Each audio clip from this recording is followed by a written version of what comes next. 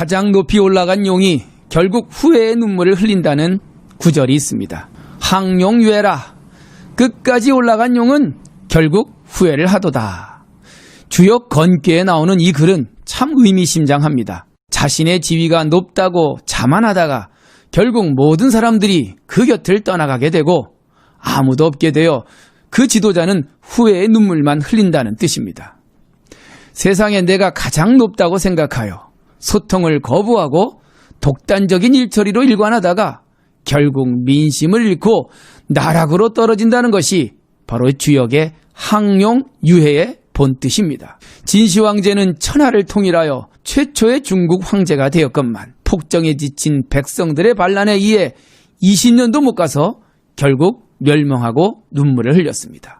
한 제국을 세운 한신 장군은 무명의 용사에서 제국의 최고 사령관 자리에 올랐지만 자신의 분수를 지키지 못하여 토사구팽당하고 말았죠. 조선을 세웠던 태조 이성계 역시 조선 최고의 자리에 올랐지만 결국 눈물을 흘리며 후회하였습니다. 높은 곳은 참 올라가기도 어렵지만 눈물 흘리지 않고 내려오기도 쉽지 않은 모양 같습니다. 주역에서는 인간의 일생을 용과 비유하여 설명하고 있습니다.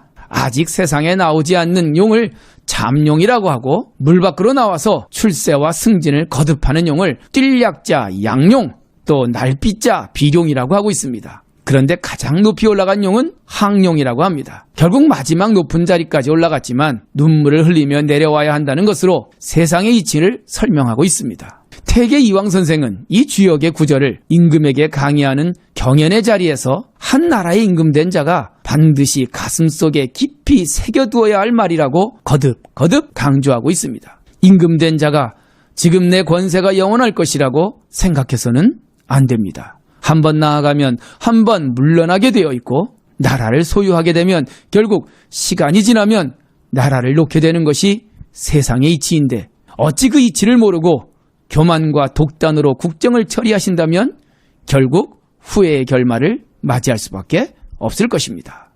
퇴계집 건꽤 상구 경연 강의에 나오는 글귀입니다.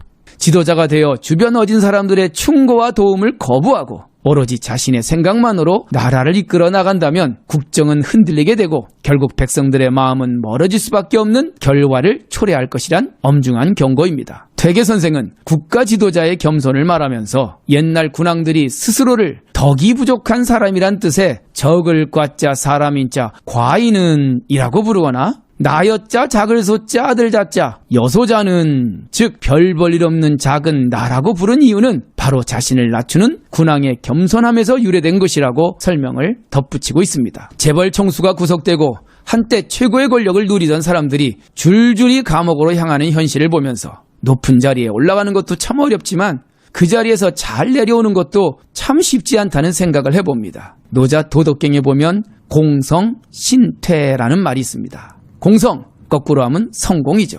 당신이 성공하였다면 몸신자 물러날 태자, 신퇴, 몸은 물러날 줄 알아야 한다. 등산은 산에 올라가는 것이 등산이 아니라 산에서 내려올 때 등산의 완성이라고 합니다. 등산은 했는데 하산을 하지 않으면 그것은 실종이라고 하죠. 요즘 실종된 성공을 성공이라고 믿는 사람들이 많습니다. 돈을 벌고 권력은 얻었지만 반쪽의 성공에 머물며 성공이라고 착각하고 있습니다. 항용유해라. 성공에 집착하는 자는 반드시 눈물을 흘리게 될 것이다. 예사롭게 들어서는 안 될 퇴계 선생의 엄중한 경고입니다. 안 돼. 아이, 건너뛰기 누르지 마. 그냥 끝까지 좀 봐줘. 제발. 누르지 마. 건너뛰기 누르지 마.